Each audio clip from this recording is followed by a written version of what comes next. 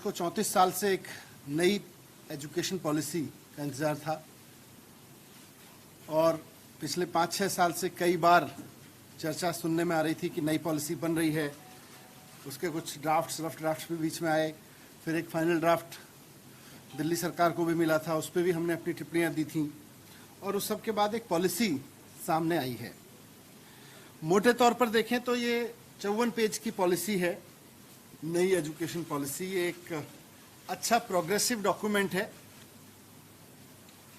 Forward looking document है, एक कह सकता हूं मैं, जो आज की एजुकेशन सिस्टम की चुनौतियों को और उसके फ्लॉज को, उसकी खामियों को स्वीकार करता है। आज हमारी शिक्षा व्यवस्था में क्या खामियां हैं, क्या चुनौतियां हैं, उसको स्वीकार करता है और उसके बेस पर क्या होना चाहिए, जरूरत क्या है, उस पर बात करता है। लेकिन इसकी सबसे बड़ी समस्या इसकी यह है कि इसकी दो बड़ी समस्याएं हैं। पहले तो ये पुरानी समझ और पुरानी जो एजुकेशन की परंपराएं चली आ रही हैं, उनके दबाव से मुक्त नहीं हो पाया, उन्हीं के बोझ से दबी हुई पॉलिसी है। तो एजुकेशन के प्रति जो हमारी पुरानी समझ रही है और जो पुरानी परंपराएं रही हैं, उनसे दबी हुई पॉलिसी है ये। दूसरा, जिन सुधारों की इसमें बात की गई है, जिन जरूरतों की इसमें बात की गई है, उनको कैसे हासिल किया जाएगा, इस पर पॉलिसी या तो चुप है या भ्रमित है। पॉलिसी उस पर या तो कुछ नहीं कह रही है या कह रही है तो ऐसा कह रही है जिससे समझ में आ रहा है कि कुछ समझ में नहीं आया पॉलिसी मेकर्स को। सो इन नटशेल अगर मैं कहूं तो basic principles are good, but implementation कैसे होगा इस पे पॉलिसी चुप है। भविष्य की जरूरतों को अच्छे से रखती है, लेकिन आज की व्यवस्था को भविष्य की जरूरतों तक लेकर कैसे जाएंगे, इस पर पॉलिसी चुप है। सबसे पहला पॉइंट है मेरा, मैं कहूंगा कि यह policy highly regulated poorly funded education model देती है। Highly regulated poorly funded. Highly regulated कैसे है?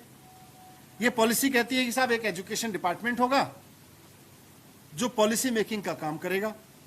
दूसरा डायरेक्टरेट ऑफ एजुकेशन होगा जो सरकारी स्कूल की ऑपरेशंस देखेगा।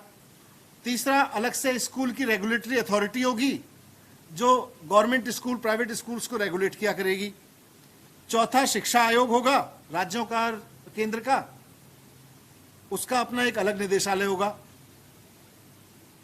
पांचवा एससीईआरटी अलग होगा, एससीईआरटी एनसीईआरटी होंगे। फिर शिक्षा का बोर्ड होगा। तो एजुकेशन डिपार्टमेंट अलग, डायरेक्टरेट ऑफ एजुकेशन अलग, रेगुलेटरी अथॉरिटी अलग, शिक्षा आयोग अलग।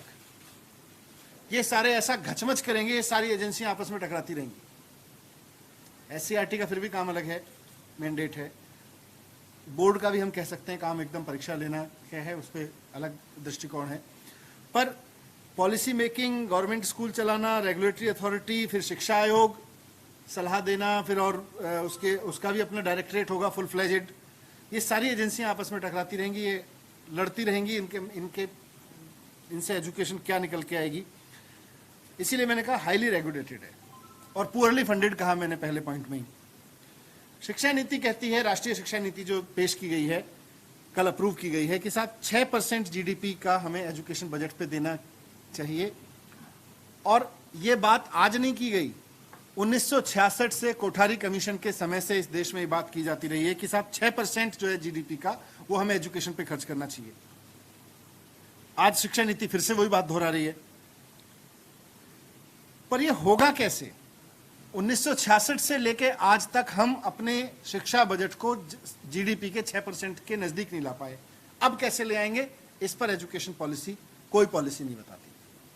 तो 66 में भी वही बात कर रहे थे, 2020 में भी यही बात कर रहे हैं। पॉलिसी कहती है कि 10% एजुकेशन पे अभी खर्च हो रहा है, इसको हम 20% लेके जाएंगे अगले 10 साल में। कैसे लेके जाओगे भाई? केवल पॉलिसी बना के? अगर कानून नहीं बनाओगे तो कैसे लेके जाओगे? अगर इस बारे में रूल्स नहीं बनेंगे, कानून नहीं बनेंगे। मैंने पहले भी जब ये बात कही थी, कहा था कि 6% ऑफ जीडीपी एजुकेशन पे खर्च किया जाएगा। केंद्र सरकार और राज्य सरकार द्वारा इस बात का कानून बनाना पड़ेगा। जब तक कानून नहीं बनाएंगे, कोई राज्य सरकार, कोई केंद्र सरकार, कोई इक्का दुक्का कर ले, राष्ट्रीय स्तर पे तो कोई नहीं होने वाला। कैसे होएगा? कौन 6% पे लेके जाएगा? तो देश भर के लिए एक कानून की जरूरत है, लेकिन वो उसकी बात नहीं करती। बस ये पॉलिसी में कहती है साहब 1966 से पॉलिसी चली आ रही है, आज तक तो 4% भी नहीं हुआ, 5% भी नहीं हुआ, 3% पे खड़े हैं हम। तो अब कैसे जाएंगे? इस पे पॉलिसी चुप है। दूसरा, पॉलिसी में फंडिंग को लेके सीधी बात नहीं आती कहीं भी। पॉलिसी एक जगह कहती है कि नर्सरी से 12वीं तक, अभी जो आरटीआई में पहली से 8वीं तक की एजुकेशन फ्री है, कंपलसरी फ्री एजुकेशन है, उसको कहती है नर्सरी से 12वीं तक फ्री कंपलसरी एजुकेशन होनी चाहिए। पर पॉलिसी कहती है कैसे होगी, इसको आगे जाके एग्जामिन करेंगे। अरे 34 साल बाद पॉलिसी लेके आए, 6 साल आपने पॉलिसी बनाने में लगा दिए, अभी भी आप लिख के दे रहे हो कि हम इसको एग्जामिन करेंगे, कैसे होगा? फिर कर क्या रहे थे 6 साल से?